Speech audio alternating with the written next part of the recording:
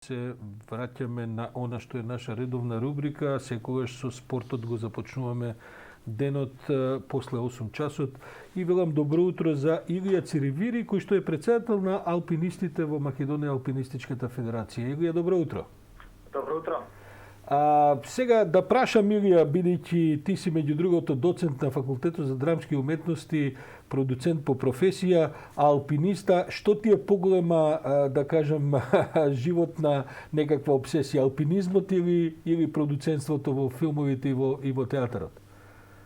Некако се дополнуваат тие две и представува супер можност едното да надогради другото, вака неколку 15 на години се занимавам, така да супер иде сега за сега и не планирам да се откажам од едното или од другото. Па морам да кажам дека и самиот, бидејќи 30 на години се занимавам со разноразни заради професијата и функциите, продуцентски работи, понекогаш навистина продуцентството е како да искачуваш планина, не понекогаш, туку секогаш е така. Па да, јас во работата на професионално ниво наоѓам многу често ефектна аналогија помеѓу едното и другото и баш заради тоа како што кажав се заполнуваат и ми е така. Илија, што работи Федерацијата за алпинизам? Која е вашата функција, со што се занимавате, колку членови имате? Ајде малку повеќе за Федерацијата. Значи, Федерацијата го институционализира алпинизмот како дејност во Македонија и главна идеја е да го развиваме алпинизмот на едно институционално ниво, односно да градиме алпинизам кој што од една страна ќе цели економија спортски дострели, а од друга страна ќе овозможи здрава подлога врз која што ќе се развива како дејност, како спорт во Македонија, односно ќе работиме со нови луѓе и работиме постојано со нови луѓе и обезбедуваме континуитет и развој на спортот како дејност, мислам на алпинизмот како спортска дејност во Македонија. Добро, колку луѓе се свртени околу Федерацијата? Таа е федерација на што? На планинарски друштва, алпинистички друштва? Правите разлика помеѓу алпинисти и планинари или тоа е се едно исто? Да, значи порано во некоја номенклатура на федерација која што постоела од Југославија беше Федерација на планинарски спортови. Меѓутоа со закон за спорт кој што е донесен пред само 2010-2011 година, секој спорт има своја федерација. Па така Македонска федерација на посебна засебна федерација, затоа што порано беа сите планинарски спортови, сега секој спорт е засебна федерација. Така со тој закон ние мораше се одделиме и се одделивме од останатите спорт кои што беа заедно со планинарство, спелеологија, спортско качување. И сега како посебна федерација ние имаме околу 100 активни членови во моментот. Тоа е бројка која што се покажува дека низ годиниве е прилично стабилна, затоа што од една страна постојано одваѓа, од друга страна полека некои не се толку активни, нивниот статус не е се активни алпинисти, туку се затоа што Канадската федерација не се делат алпинистите на активни и неактивни, тие кои што не се активни не може да ги броиме како активни затоа што не ги гледаме постојано низ алпинистички локалитети кои што ги има низ Македонија и за кои што ние се грижиме и постојано организираме разноразни случувања таму. Па добро, предпоставувам дека алпинизмот е сепак врзан и со возраста, не дека човек не може да се качува на планини, ама на она што вие го совладувате како напор, тоа се сепак и замрзнати, предпоставувам, остри карпи. Знам дека во твојата биографија читам дека твоите предизвици алпинистички први се околу матка. И матка е навистина еден предизвик, веројатно не е како некај, не знам колку високи планини, но алпинистички предизвик со своите острини, карпи и така натаму. Сакам да кажам, веројатно имате некоја доба во која што под наводници алпинистите се деактивираат, па ги водите како неактивни. Знаете како, од една страна алпинизмот е активност која што се случува во планина. Според тоа матка е дефинитивно најстариот алпинистички тренинг центар кој што постои, меѓутоа пак е тоа само еден тренинг центар. Основа за да се случува она кое што треба се случува во планините. И сега планините генерално ние големите се во постојана зима, па тоа некако зимските искачувања може да би се и како му доаѓа, типични репрезентант тоа што подразбира алпинизам. Кои се всушност 3-4 главни алпинистички предизвици во Македонија? На кои места главно правите искачување?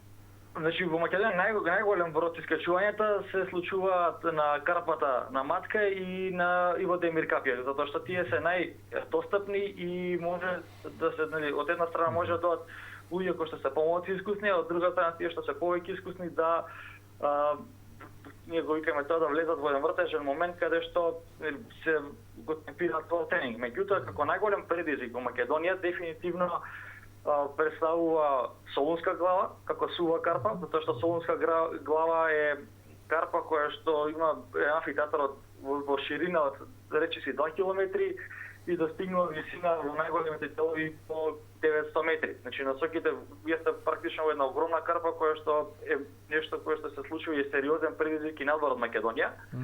Од друга страна зимските искачувања исто така се многу значени во Лешница, на Шар планина, значи целата таа лешничка карпа има многу што да се качува и уште многу што да се доискачи, нешто што не е качено.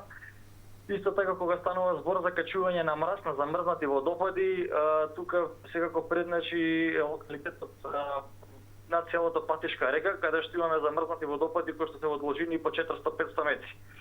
Така да речам, овие Лешница, Солунска глава и Патишка река може би се најсериозен предизвик за домашни услови и се нешто кои се локалитети кои што домашниот алпинизам го доближува до она кое што го имаме надвор од Македонија во високите планини пред се Алпите, значи низ алпските услови од Словенија па се до Франција и нели секој надвор од европскиот континент. Неодамна ми беше во студио генералот Стојанче Ангелов, овој што нек ти даваше изјава висејќи да некаква сајла. Тој во разговорот рече инаку дека очекува подобрување на соработката со алпинистите пред себе оние спасувачки мисии и акции што ги имаат тој тип на специјално обучени кадри. Учествувате ли во тој вид на соработки со државата? Учествувате ли во екипи за спасување, можеби во тренинзите? Мислам дека некни има некакви тренинзи. Значи, вака, генерално спасувањето во планина, во непристапен терен, она што е светско искуство е дека алпинисти ги прават тие спасувања од едноставна проста причина, затоа што ние како алпинисти сме навикнати на сите тие генерално непријатни услови, значи услови кои што човек не е навикнат нели во вертикала, во карпи. Од друга страна, сите тие техники кои што се врзани или техники што се врзани со самото спасување се нешто кое што е полего, кое што ние алпинисти се премногу комотни за исто пак проста причина затоа што постојано тоа го правиме. Така да спасувањето не изоставен дел на алпинизмот, значи ние како алпинисти секогаш обрнуваме внимание на сите тие техники за спасување од една страна, од друга страна како една неминовна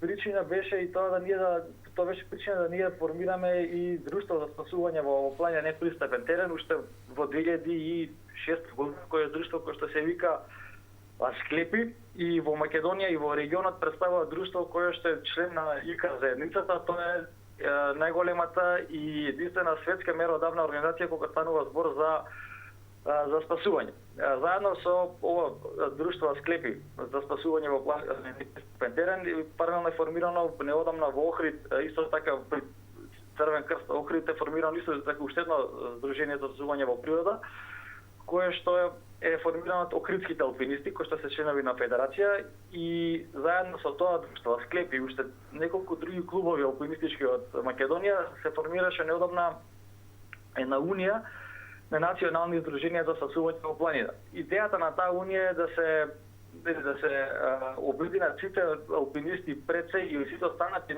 спасители, затоа што на пример ги имаме Златогорск кој што се вични во спасување, во спелеолошко спасување, нешто за кое што ние немаме искуство со влегување во пештери. Идејата да се позади ова друштво е да се постави една сериозна структура која што ќе може да го гради, да го развива спасувањето во планина и на секаков останат непристапен терен, како што се да речеме овие пештери. Неодамна имаше во здружение средба со Стојанче во која што се дискутираше потенцијалот за заеднички развој, па ќе видиме како ќе се развива цела таа ситуација. Тоа мислам сето тоа беше провокација, оваа нестрекна ситуација со офшорот во покрил планечко. Добро, што е право за Овчарот, не беа неопходни алпинисти, ќе беше доволно да има и некакво теренско Тоа возило. беше само провокација, иначе нели тоа кажува една системска грешка која што има подлабоки сериозни корени, мора да се текна во најбрзо време некако да се решат за да нема вакви или поголеми несреќи. Илија, доживеавте ли како алпинисти некакви промени заради коронава, иако вие сте во принцип еден осамен спорт, мислам освен што се разбира кога се искачувате, одите во друштво, ама самото искачување е прилично индивидуално, бидејќи се карпи во прашање, ледени површини и така натаму. Да, на почетокот кога почна цела пандемија, ние како и цел останал свет мораше да внимаваме, да бидеме внимателни околу сите тие процедури, седевме по дома карантини и слично, меѓутоа како што се подоловавија мерките, сам да индивидуален спорт е алпинизам, меѓутоа не може сами да качувате, мора да качувате со еден партнер најмалку. Па така на личен ниво помеѓу наврски се вика тоа кога двајца партнери качуваат, имаше активност, за жал не можеше да се манифестира сериозна активност на ниво на федерација, затоа што сите тие собери обуки кои што ги имаме зимски елитни или за сето членство кое што го имаме во федерацијата, мораше да бидат во нека рудиментарна верзија. Полека како што се олабавуваат мерките, со следење протоколи се враќаме во некоја нормала. Например, изминатиот викенд имавме јубилеен собир на матка кој што е во чест на македонските алпинички великани по повод искачувањето на Еверест. Тој се организира секогаш во вториот викенд во мај, бидејќи нели искачувањето е на 10 мај, па генерално за викендот биде околу 10 мај и имаше ни со оглед на сите тие мерки кои што постојат, имаше и релативно голема посетеност од наши алпинисти, така да се искачува на насоки за тој викенд.